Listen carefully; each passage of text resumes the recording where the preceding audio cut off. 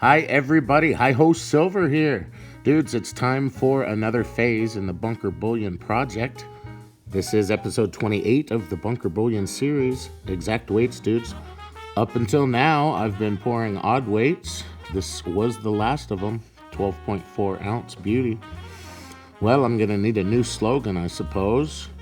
That one has served me well for about 3 years. But now in phase 6, I'll be standardizing some various products, doing a new COA, finishing a website, getting a couple of new stamps, and working with some casting. This series started right here, dudes, the quick kiln kit. Then I spent a little time getting pissed off trying to use that and moved quickly to a couple of 2-kilogram electric furnaces. Those served me well for the last couple of years, but that's why I poured the odd weights. I could do even weight pieces, no problem, but when I poured the full amount of silver from the crucible, it would get a little bit of graphite, which would mar the beautiful lines I try to create. So phase 6, we're moving to a couple of nice front-loading tabletop furnaces, man. I went out and I grabbed a whole bunch of my favorite rounds to melt and heated them up. My plan was to begin standardizing some of the different things that I'm doing, but instantly, man, right from the first pour, I got this, the Holy Grail. Man, full striation, torchless, gorgeous stuff, dudes. When you get that texture, the only thing you want to do is get it again. So I did, and I'll show you those along with these other pieces, different molds, different sizes and shapes. These here are 3 ounces, and I did those in some different molds. But I was getting some gas bubbles, which is a continuing challenge as I do these things. Here's some cool 5 ounces, got a hex and a cube and a couple of rounds. This one here, this is an old style bar, 5 ounce piece.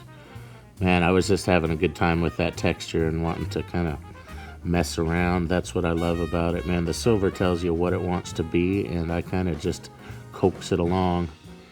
I was able to do a couple more of these fantastic sunburst rounds. God, there's really nothing better than that. I should have probably done all sunburst rounds while I was getting this texture, but I did want to experiment with other molds and shapes and sizes. That's really the purpose of phase 6. These are the number 2 through 5 of 20 that I'm documenting as we do prototypes here for the 5 ounce bunker bar. By the time I get to 20, I should have it standardized so they can all look basically the same. Those first 20 will be stamped with P6P, phase 6 prototype, dudes, and the number. Once I figure out just what the 5 ounce bunker bar will look like, I'll do the same standardizing with the 10 ounce. In the meantime, I've got 4 just killer 10 ounce bunker bars here. Man, that one's a gem. I was able to kind of steer those gas bubbles to the center and the last part of the bar to cool, which created this. Man, that's got Connoisseur Series written all over it.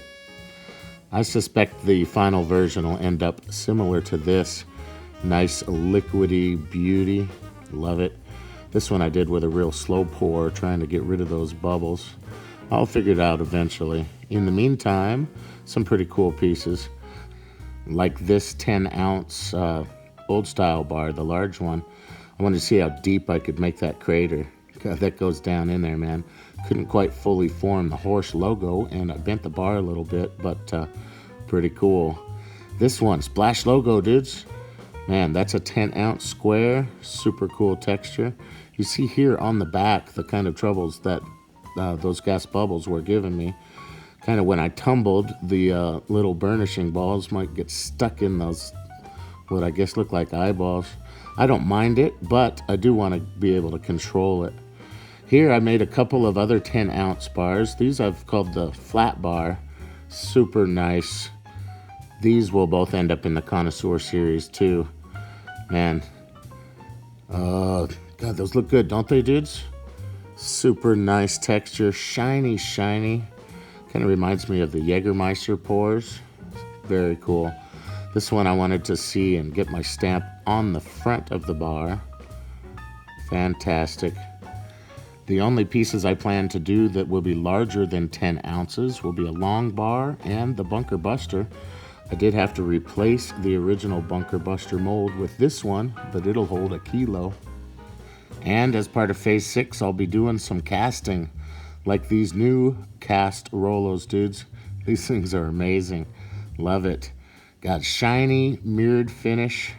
I'll do them in 3, 4, and 5 ounce weights. You can just see how great that backside is.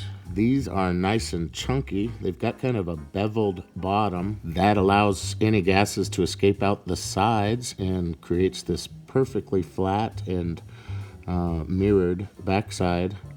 Love it. I'll do those in 3, 4, and 5 ounces. Super chunky, man. There's the 4 and there's the 5. I did cast 1 bar here. This is a gorgeous 2 ounce piece. I'll be doing bars as part of the cast things that I do. God, that came out fantastic. But on the back side here, you see the evidence of those gas bubbles. I need that beveled edge on a bar mold so I can get rid of those. But I polished that up really nice, and I'll make that available to somebody. So that's a look at some of the things I'll be doing in phase 6, dudes. On my Instagram account, I shared some pictures of some of those great striated pieces with some cool lighting. I'll leave a link for that in the description. Take care, everybody. We'll see you again.